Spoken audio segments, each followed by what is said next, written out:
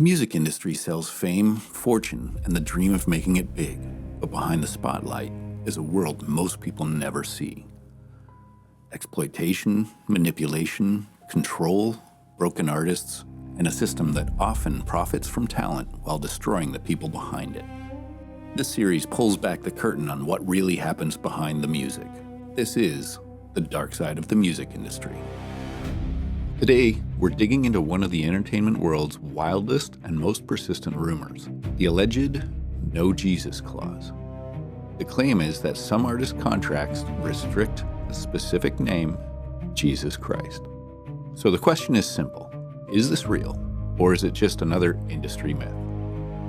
The conversation exploded when Kanye West publicly made this exact allegation. He claimed that some contracts explicitly forbid artists from saying the name Jesus. That is a massive claim. And it's the starting point for this investigation. To be clear, this is not a general free speech complaint. The allegation is much narrower. The claim is that some contracts specifically restrict the name Jesus Christ while allowing other language to remain untouched. So if there is any truth behind the rumor, the place to start is not speculation. It is first-hand testimony. The accounts from artists who say they actually encountered this language in real contracts. The first major testimony comes from the artist Cajun Boone. According to his account, he was offered a multi-million-dollar deal, but he says buried in the contract was the clause that changed everything. Boone's claim is direct. He says the contract stated that he could not say the name Jesus. He also describes the surrounding language as threatening, though that part moves from direct wording into his personal interpretation of the consequences. Boone's story includes unusually specific details. He says the deal was tied to Polo G's label, ODA. He says it was worth over $2 million, and he says the restriction was narrowly targeted. God was allowed, but Jesus Christ was not. He also claims the clause was not caught by his lawyers, but by his cameraman shortly before signing. And Boone's account is not the only one. A similar report involves singer Victory Boyd and her agreement with Rock Nation. According to those reports, her original contract also contained language that restricted her religious expression. What makes Boyd's case especially important is the reported amendment. If her contract later had to be formally changed to allow her to sing about her faith, that strongly suggests an early restriction that was there in the first place. This is where contract language matters. A phrase like in perpetuity sounds dry, but its effect is huge. If an artist signs away control over part of their message under these terms, that restriction can follow their work forever. At this point, it's important to separate what the sources directly support from what they do not. First-hand testimony, public corroboration, and a reported contract amendment all belong on the evidence side. Personal beliefs about motive, spiritual meaning, or hidden agendas belong on the interpretation side. The story also expands beyond music.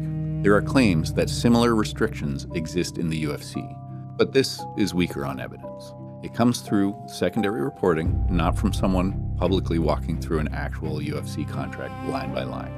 So, what could explain a clause like this if it exists? One argument is spiritual hostility. Another is corporate risk management.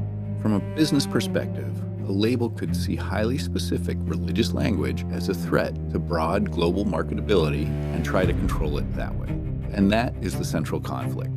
Large labels are built to protect brand consistency and maximize commercial reach. But that can collide directly with an artist's desire to speak plainly and personally.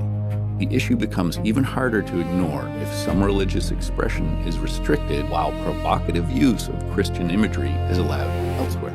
The stakes here are not abstract.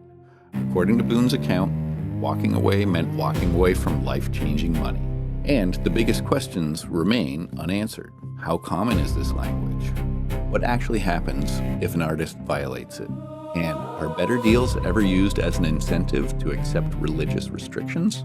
When you step back from it all, the real issue is bigger than any one contract. It's the clash between personal conviction and corporate control. And it leaves us with a hard question. When profit and expression collide, whose voice gets amplified and whose gets silenced. So what do we do with this? We pay attention to what power tries to silence. Any system that is comfortable selling rebellion, excess, lust, violence, and ego, but suddenly draws the line at one specific name, should make people stop and ask why. That means artists need to pay attention not just to the money, but to what they are being pressured to say, not say, represent, or hide. And fans should be just as aware of the values behind the machine, not just the image on the screen. Because the dark side of the music industry is not only what it promotes, it is what it punishes. And that kind of control rarely stops at one line in a contract. Because once the machine gets leverage, it usually wants more than the song. The next chapter is the 360 deal, how the industry owns your life.